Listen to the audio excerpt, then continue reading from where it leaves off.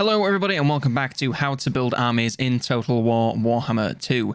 Today we have the Dwarves. The strengths of their army is their extreme technological superiority over nearly every single other faction in the game. Looking at you, Skaven. They also have many powerful ranged units for taking on all kinds of enemies, from large all the way to infantry. They also have extremely high armor and leadership overall, with even their ranged units having more armor than the average frontline units of other factions. For the weaknesses, however, they are quite slow generally, with no cav and slow speed due to those pretty short legs. Generally, they also have smaller unit sizes to account for how sturdy each model is, and also most of their units are very expensive on the whole. Coming to the early game now, we have access to Tier 0 units. These are the Lord, the Rune Lord, and the Miners, and Tier 1 units, Dwarf Warriors, Great Weapons Dwarf Warriors, and Miners with blasting charges. For middle game composition, I'm going to lead my armies with Rune Lords. These are the spellcasting lore type for the dwarves that can use the lore of runic magic on cooldown, so are basically free value. They can do some decent fighting on the front lines, though not as good as the regular lords, so don't be afraid to get them involved in some light combat where needed. For the front line, I'm going with 10 regular dwarf warriors. There's not really much point going to great weapons since they lose a fair amount of defense in exchange for their damage, and I don't really think it's worth it, especially at this stage in the game.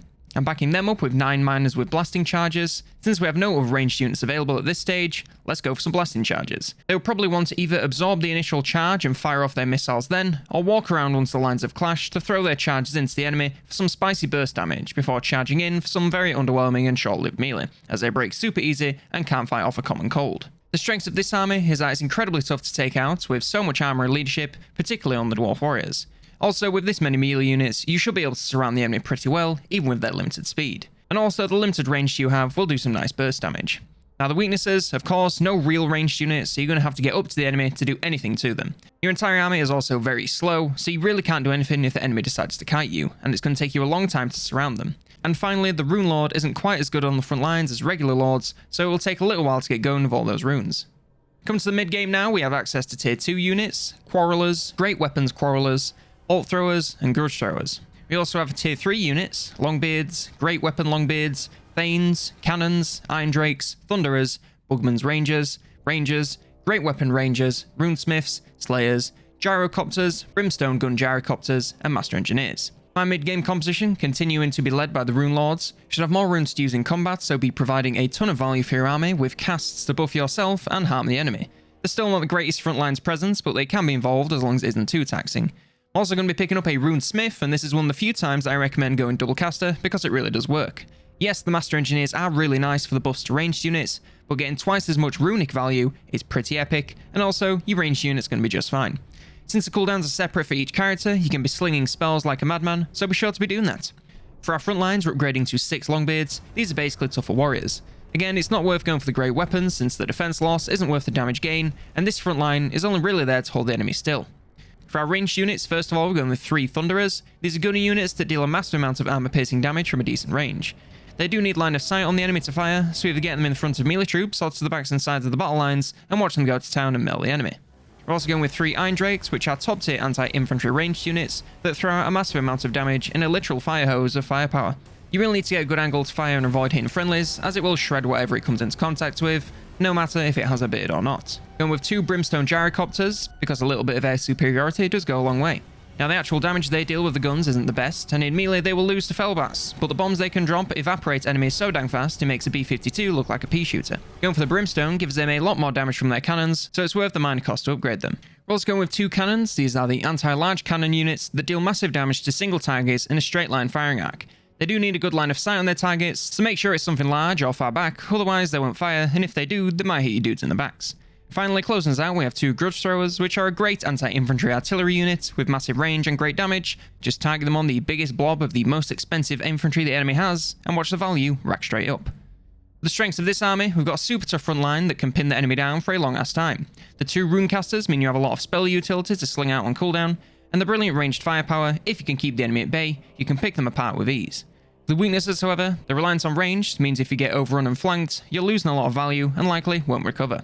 A lot of the ranged units need good angles to fire from, which puts them at risk if you're wanting to keep your other lads safe from friendly fire. Still got nothing great for Lord or Hero dueling since the Runesmith and the Rune Lord aren't exactly top of the line fighters. Finally, we come to our late game composition. For this, we are getting access to tier 4 units such as flame cannons, organ guns, trollhammer torpedo iron drakes, hammerers, iron breakers, giant slayers, and gyro bombers. And interestingly enough, there are no tier 5 units for the dwarves. Our late game composition, of course, being led by the Rune Lord, final form, should have every single cast leveled up, as well as their mounts sorted for extra style points and aura value. Keep them in or near the front lines, and cast on cooldown. Same thing with the Runesmith really, apart from no mounts. Cast as much as possible, and get some light combat in if it's safe. For front lines, we're upgrading to the top of the line Iron Breakers, with their brilliant armor, shields, and fantastic ranged attacks before becoming a wall in melee combat. We're keeping our 3 Iron Drakes, but swapping out our Thunderers for Iron Drake Trollhammer Torpedoes.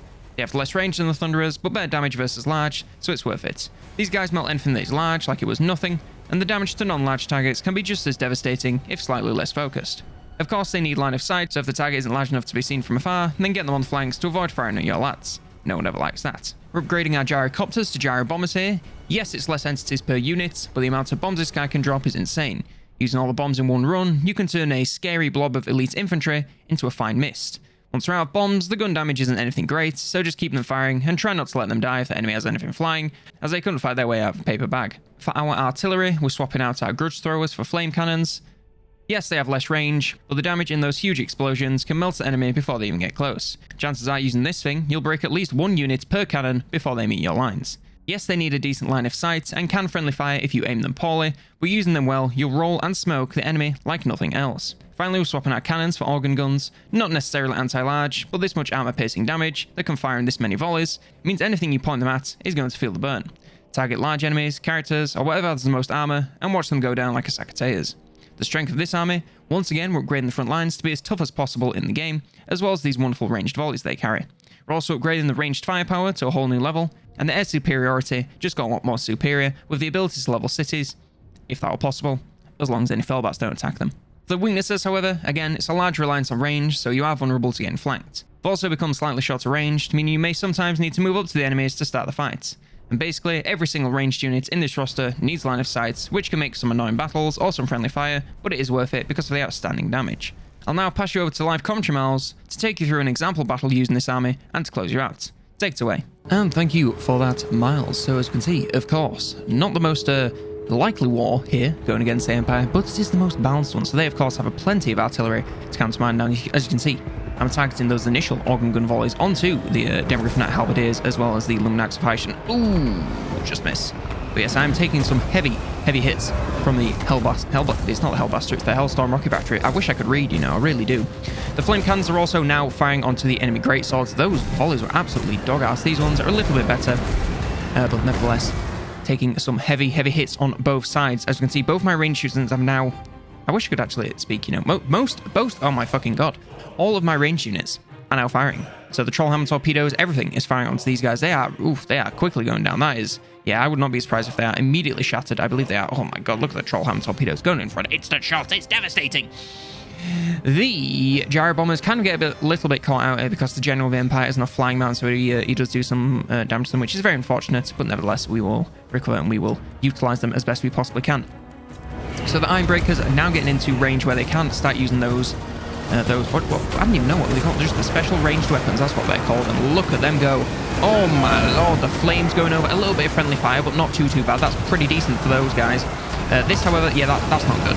I don't know if that was me, but I'm just going to say that was me, because, good lord, that's not good. Ooh, as you can see, a little bit of a charge of the Demogryph Knight Halberds, but fortunately, my Iron Drakes with Trollhammer torpedoes are there, and they will be taking them out beautifully. Each shot there, it's pretty much taken out an entity, so not to worry at all. My Rune Lord has been pinned down by an Empire Captain, as well as a bunch of enemy greatswords, and the Gunman Surefire is also getting into melee combat, why not? I fully support this decision, so in a moment I'm going to focus fire both my Iron Breakers and, of course, my Iron Drakes onto this situation to help him out. Similar thing happening over here with the Runesmith. I believe these guys have just sustained some fire from these Iron Drakes, or no, it was the Iron Breakers, sorry. So they are quickly getting whittled down. As you can see, the Empire, General of the Empire, now going against my Gyro Bombers, and these guys... yeah, their melee stats are not good. 4 melee defense, folks. Yep, that's not good. So I want to get them out of there as soon as possible. But, there's a lot going on. I'm not very good at micromanagement. Now, one tip to you that I made the mistake of. Make sure you put all of your ranged units onto guard mode. The only thing that shouldn't be on guard mode is your melee troops. and your Lord and your Hero, because everything else, as soon as it goes out of range, it wants to not chase it down, because A, you're slow, you're never going to catch him, and B, you're just going to end up walking into the enemy, especially with the shorter ranges that we're dealing with here. As you can see, constant shots going out from the flame cannons. Oh, and that one looks like it's going to hit into these great swords as well as these handgunners, and does it? It do. Beautiful shots there. I believe I have retargeted these guys. Oh, never mind, they're just moving forwards because they're not on guard mode yet. But surely I'm going to retarget them onto this Luminac of Height over here, as well as this one, just to get it shut down as quickly as possible, because it has just about come back. But we don't want that to happen, do we? No, we don't. There we go. We can see the Iron Drakes now focus firing onto the units surrounding my Rune Lord. And we can see a charge by the Demigryph Knight Halberds going into my backlines whilst being targeted by 2 Trollhammer torpedoes. I really see that worked out very well for them. Now, my flame cannons not feeling too good. Leadership has taken a bit of a dip, but nevertheless, they'll be fine now. Those guys have run away, and they will quickly be shattered. As you can see, I've noticed that one of my gyro bombers has been broken. I'm like, okay, well, time to get this guy over here. Just send him on a movement trip over this sort of area of the map to get this guy away from me. And I'm also targeting the Iron Drake Trollhammer torpedoes onto this General of the Empire. And because he's large target, that bonus versus large damage is certainly going to be coming into effect. The Hell Storm rocket batteries continuing to fire. Oh my god, picking up 50 kills each. You just can't stop them, folks. This is the one downside of the Dwarfs. Is the enemy also has a lot of range like this. You can't really do a lot to shut them down since you don't have any fast units. Unless you're playing as Thorek and you can get that Carnosaur. Yeah, you're really going to struggle to go against enemy range units. It is one of their major weaknesses. Oh my god, that is some severe friendly fire. Guys, stop it. Those are your own men. I mean, there's an enemy greatsword here and there, but good lord, that was mostly Ironbreakers, the poor guys. Focus fire over here. Jesus. Yes, as you can see, most of the enemy has now shattered. Oh, and we can see my gyro bomber is coming in to do his bomber run on top of these guys. Not the best since it is just artillery, but nevertheless, he's going to pick up plenty of damage and shatter their leadership with ease.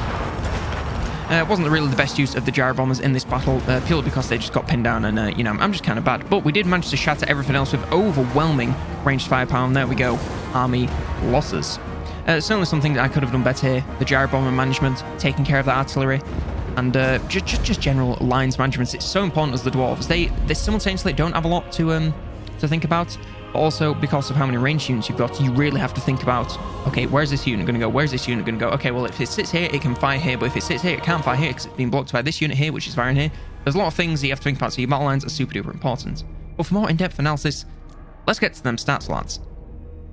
Okie dokie, starting with the Rune Lord. Only 17 kills and 422 damage value. Not the best, and I certainly could have done a lot better with the Rune casts. I think I just cast a couple of the explosive ones, then maybe 1 or 2 of the armor ones, if I'm remembering correctly. So the value for these guys isn't really the best. But if you are on top of your management, the longer the battle goes on, the more value you're going to get out of them, because there is no, like, cap. You can cast 1,000 runes in a battle as long as it goes on for that long. So if you can keep your army alive, and with the Dwarves, you can keep your army alive for a seriously long time, you can get out a ton of magic value. So that is why I prefer to take 2 of them, even if I'm pretty bad at management. As you can see for Ironbreakers, 35, 23, 44, average of about, you know, 20 to 30 kills. The damage value is not the best, barely getting above 300, 400 in most of the time.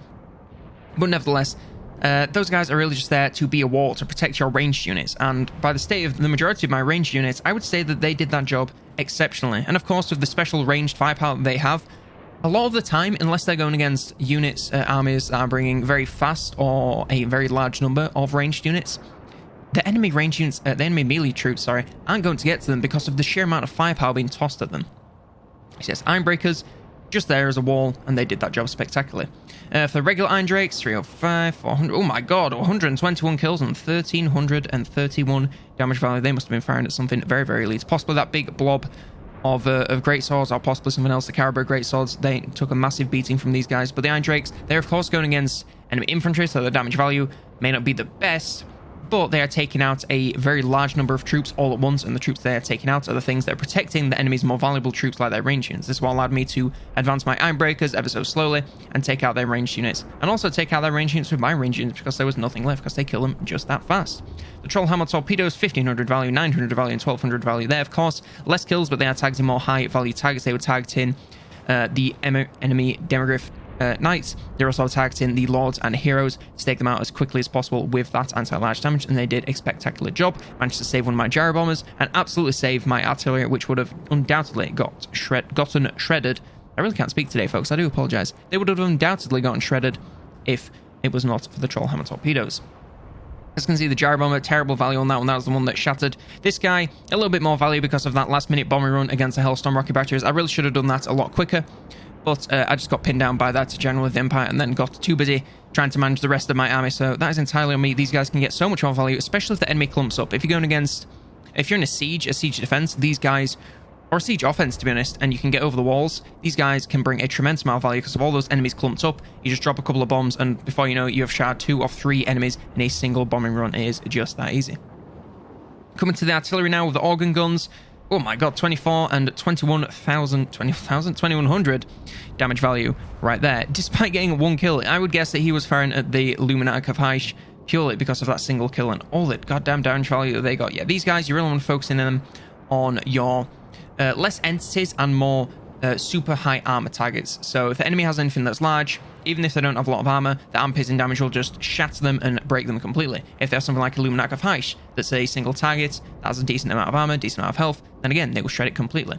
They are fantastic at stuff like that. They still can do okay going against, you know, things like greatswords that have a lot of armor and are also infantry, but if you want to get the most value out of them, in my opinion, then tag them on single entities because all that damage is going to that one thing rather than being spread across a number of entities.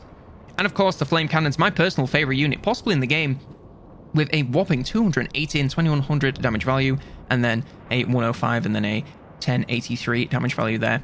I love these guys. They may not be the best, you know, they don't have the same range, maybe not the same amount of, you know, single target damage, but those explosions are just beautiful, and I think even though, you know, we're not playing against players here, we're playing against AI, those explosions certainly demoralize the enemies and make them shatter that much quicker, and the damage is spread between all the units. So if you get a short center mass on greatswords, it's going to hit them in the middle, it's going to hit them on the edge. All those explosions are going to hit the entire unit and break it extremely quickly. 1 or 2 volleys of this guy can break a lot of enemies in the game, and I just love them so much for it.